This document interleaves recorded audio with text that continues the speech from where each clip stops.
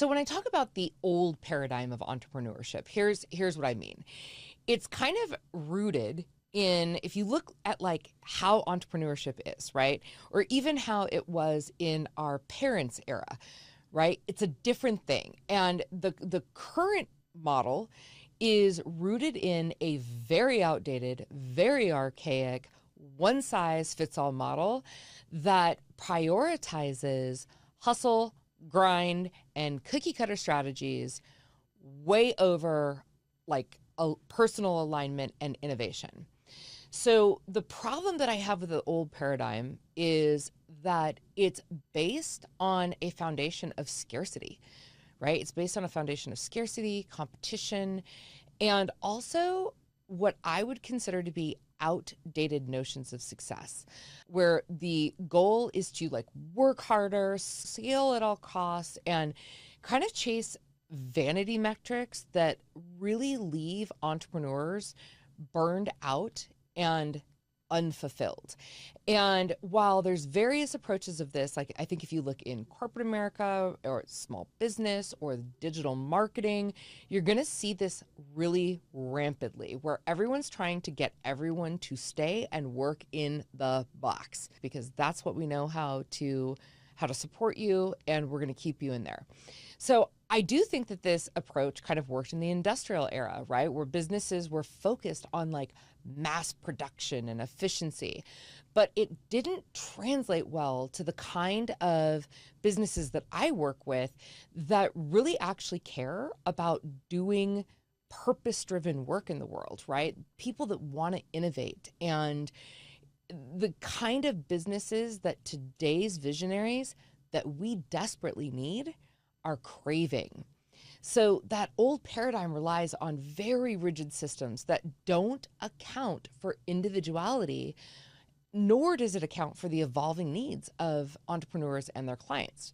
So as an example, if someone goes in the old paradigm, it doesn't matter who you are, what you want, what your skills are, what you're good at, what you like doing, what you don't like doing, what your purpose in the world is, what your mission is. It doesn't really matter, right? They're going to say, great, tell me what it is that you want. And then the entrepreneur is not going to necessarily be that clear because a lot of people don't go to that level of clarity work. They're going to be like, I just want to be successful, man. Like, I want to do good work in the world and get paid well for it. And it's like, great, I got a system for that. And then they shove you in the box. And then it also really harms a lot of people's self-esteem because maybe they see the leader of the organization, like the head coach, is creating success because they chose a box that works for them. But now they're trying to stick everyone in the box. And when people aren't able to succeed in the box, then they're like, well, you're just not working hard enough. So you need to hustle and grind and work harder. And that never actually creates the result. In this new paradigm that I'm talking about, and what a paradigm is just a model, right? So we have like a viewpoint. There's a paradigm of how entrepreneurship has been running. And now there's an alternative paradigm. And it's not going to be right for everyone, but for the people that it is going to be right for, it's going to be very right. And it's completely different. I believe in this new paradigm, which I call the fusion paradigm. It's about building businesses that are deeply aligned with your values, your purposes, and unique strengths. In fact, one of the things I talk a lot about is with the CEOs that are founding the companies. The first thing I do before I ever do a business strategy, I help them find their epic. And their epic is like, think of a Venn diagram. Their epic is where their life purpose meets their very unique skill sets and strengths, right?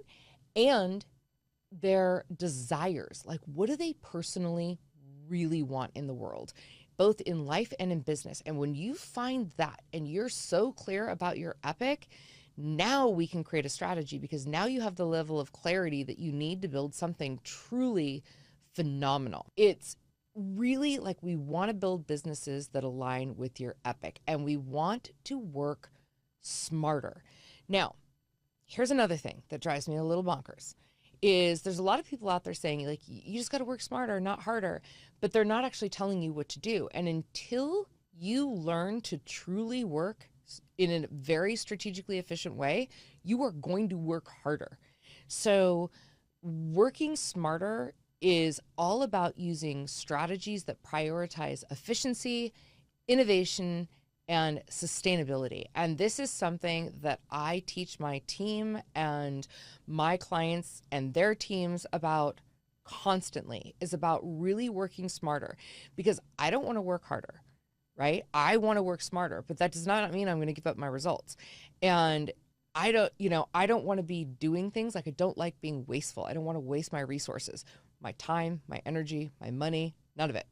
So in this new paradigm, success is not defined by grinding yourself into the ground or chasing someone else's version of achievement, right? I know I did that for a really long time. Like, I used to think back when I started as an entrepreneur, and I laugh now. Well, first of all, this is the biggest laugh, is that I used to think I wanted to be the next like female Tony Robbins, because I just thought Tony was, and I still think Tony is amazing.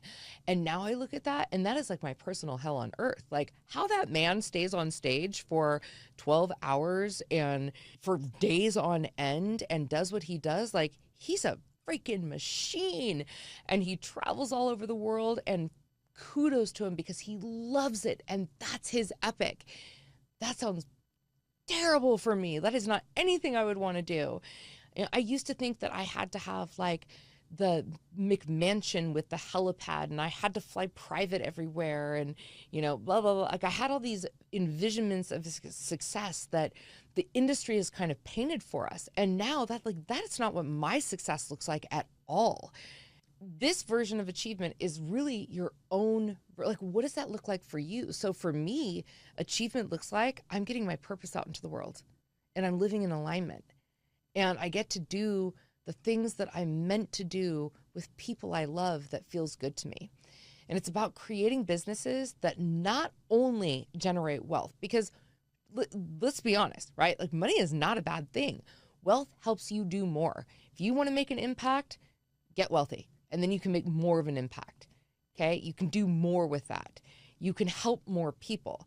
But it's not just about that, but it's also about doing meaningful work that feels good, and allowing for freedom of how you want to work, and with who you want to work, and how much you want to charge, and all of those things, and making a positive impact on the world. This new paradigm is about stepping into a space where you're living and working by choice, not default. And I think that there's a lot of people in the world right now that think they're living by choice, but they're actually living by default in a paradigm they didn't know someone kind of stuck them in. Like, they put them in a box, and they're living by choice in that box. They don't even realize they're in. And there's a way out, but even if you open the door, sometimes they won't step out, and they've put themselves in a prison of their own making. I want to break that for people. So I've spent years helping entrepreneurs shift into this new paradigm through frameworks like the Fusion Paradigm. And it's a space where entrepreneurs can create results that are, again, not just profitable, but also aligned and sustainable. It's a way of doing business that's designed for mavericks, for the visionaries who are ready to lead with purpose and innovate. They want to start new conversations because they don't like the one that's being had. This new paradigm, I believe very strongly, is the future of entrepreneurship. And I am very passionate about helping people who are ready to step into it.